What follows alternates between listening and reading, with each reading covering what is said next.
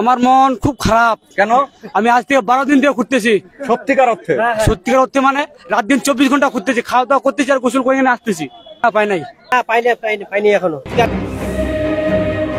জিনের সোনার হাড়ি পেয়ে ভাগ্য বদলের স্বপ্ন দেখে না এমন মানুষ খুঁজে পাওয়া দুষ্কর, কিন্তু সেই স্বপ্ন পূরণে এবার দিন রাত ইট ভাটার মাটি খুঁড়ে চলেছেন কয়েকশো মানুষ। কেউ কোদাল, কেউ বাসুলা, কেউ খুন্তি দিয়ে সোনার সন্ধানে চালিয়ে যাচ্ছেন প্রাণান্ত চেষ্টা। ভাগ্য বদলের আশায় মাটি খননের এই প্রতিযোগিতা চলছে ঠাকুরগাঁও জেলার রানীশংকৈল উপজেলার কাতিহার আরবিবি ইটভাটায়।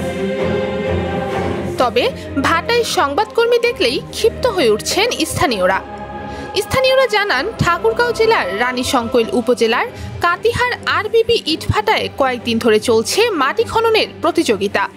গ্রামের বিভিন্ন বয়সের নারী পুরুষ বাড়ি থেকে কোদাল বাসুলা নিয়ে ওই ভাটায় আসছেন এবং ইট তৈরির জন্য স্তূপ করে রাখা মাটির ঢিবি খনন করছেন।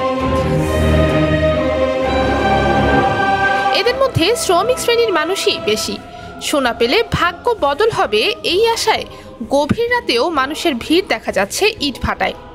জানা যায়, এপ্রিল মাসে হঠাৎ সামাজিক যোগাযোগ মাধ্যমে ভাইরাল হয় রানীশংকৈল উপজেলার কাতিহার আরবিবি ইটভাটা।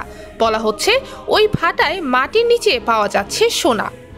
এমন একটি সংবাদ ভাইরাল হওয়ার পর দূর দূরান্ত থেকে অনেকেই ছুটে আসছেন ভাটায়। সোনা পাওয়ার আশায় ইট তৈরির জন্য স্তূপ করে রাখা মাটির ঢিবিতে চালাচ্ছেন ইচ্ছে মতো খনন কাজ। স্থানীয় বাসিন্দারা আরও বলেন, ভাটার মাটির স্তূপে সোনা পেয়েছেন কয়েকজন, কিন্তু কে পেয়েছেন এ কথা স্বীকার করছে না কেউ। তাদের দাবি অনেকেই পেয়েছেন, তাই আমরাও ঘুরে দেখছি। না, অনেকেই পাচ্ছে, শুনলাম যে পাচ্ছে, কিন্তু ঠিকই পাচ্ছে যেটার জন্য আর কি আশা। আমার মন খুব খারাপ। কেন? আমি আজ থেকে 12 দিন ধরে ঘুরতেছি। সত্যিকার অর্থে? সত্যিকার অর্থে মানে রাত দিন 24 ঘন্টা ঘুরতেছি, খাওয়া দাওয়া করতেছি আর গোসল করে এখানে আসতেছি। পাই নাই। পাইনি এখনো। বিকালে আসছি আমরা, আর আশেপাশে বাড়ি আমরা দুইজন পাইছি। না, আমি আসার পরে কেউ স্বর্ণ পায় নাই। আমি শুনেছি যে এখানে স্বর্ণ পাওয়া যায়, তবে অনেকে স্বর্ণ পাইছে, কিন্তু কারা কারা স্বর্ণ পাইছে আমি কিন্তু তাদের এখন নাম ঠিকানা পাই নাই। আমি আসছি যারা স্বর্ণ পাইছে, যে ওদের সাথে কথা বলবো যে ওই স্বর্ণটা আপনি কতটুকু পাইছে, কি পেলো।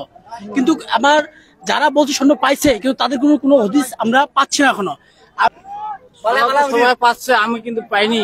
আচ্ছা, না মন খারাপ না, আমি আনন্দ হয়ে ঘুরতেছি এই প্রায় 1-2 ঘন্টা ধরে। আরবিবি ইটভাটার ব্যবস্থাপক লিটন আলী বলেন, কাতিহার সামরাই মন্দিরের পাশ থেকে মাটি খনন করে ইটভাটায় স্তূপ করা হয়েছে। গুজব উঠেছে ওই মাটির স্তূপ থেকে সোনার জিনিস পাওয়া গেছে। এরপর থেকেই সাধারণ মানুষ দিনরাত ওই মাটির স্তূপ খনন করে বাছাই শুরু করে।